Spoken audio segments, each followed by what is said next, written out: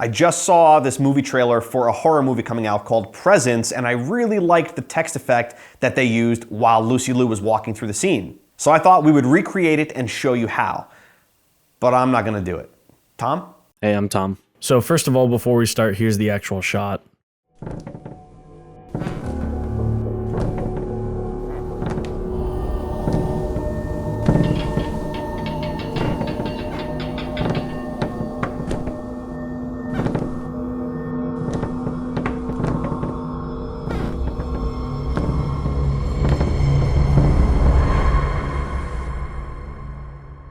So right out the gate, I'm going to tell you how I got this shot done. So we turned off all the house lights in this first room. We relied pretty much on the fact that there were windows in the shot and the light from the exterior was doing a pretty decent job of bouncing the light where we needed it, but we wanted it to be pretty dark. So next we took a Godox SL60W and we bounced it off the ceiling and part of the door frame. Kind of janky setup, but we bounced it off of this just to give a little spill onto the next room because again, we weren't using house lights. We did keep the light on in the room to the left just so that that could spill in a little bit as well. On the right, you can see this little light pattern coming in. This light is just underneath the cabinets. It's just in the office. We didn't actually put it there. In the background, in this little room back here, we can see that there's a little bit of orange light spilling out. That's just a lamp in the background. I just put that on just for some color contrast.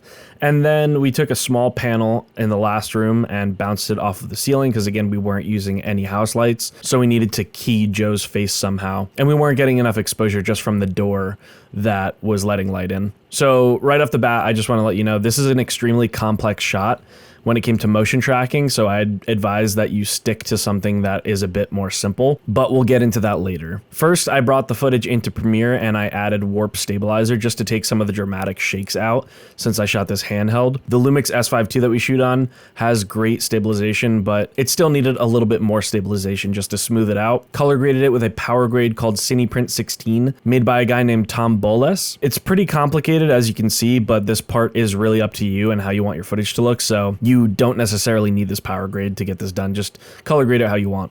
I took that footage and brought it into After Effects. And remember that time where I said that the shot was pretty complex and had trouble motion tracking? Yeah, the camera tracker in After Effects is very basic and couldn't properly solve the scene, so I actually ended up motion tracking it in a program called Buju, a very old program that hasn't been updated in a while, but it's still way better than After Effects. I used to use it for visual effects videos back in like 2012, 2013. The reason we did it in Buju instead of something like PF Track or Synthize is because Buju can be found for free on the Internet Archive's website. And it's crazy that this program hasn't been updated for like 12 years and it's still way better than After Effects. So come on, Adobe, what are you doing? This isn't a motion tracking tutorial, so if you need help learning, there's a ton of resources on YouTube about how to motion track a camera. After my motion tracking was done, I brought the camera from Buju into After Effects, and now if we make a text layer and convert it to a 3D element, it sticks to our scene perfectly. I added the fade in and out that you saw in the Presence trailer, but there's a problem. This text is showing over top of the wall, when in reality it should be behind it because that's where it is in 3D space. So all we have to do is duplicate our footage, put it over top of our text, create a mask on the wall, and keyframe the mask to move with the wall until the text fades away. Now let's move on to making Joe walk through the text. Find the parts where we want him to walk through it and cut the footage there. There's no point in doing any extra work than necessary. Now we use our roto brush to paint around Joe's body. Press play and After Effects should do a pretty good job of masking him out. If you need to fix anything, just go back to the frame that was a problem, fix it, and then press play again. And now Joe appears in front of the text.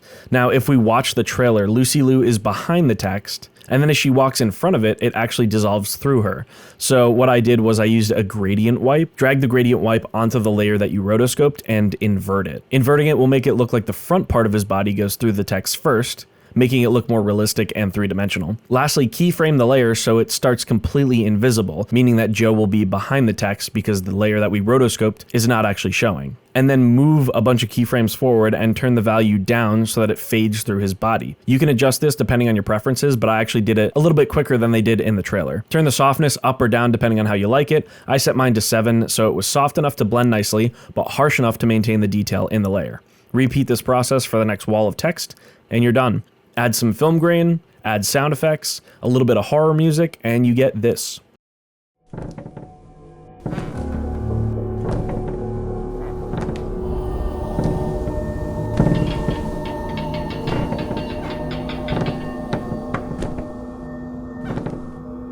So hopefully you enjoyed, hopefully you learned something, and we'll see you in the next one.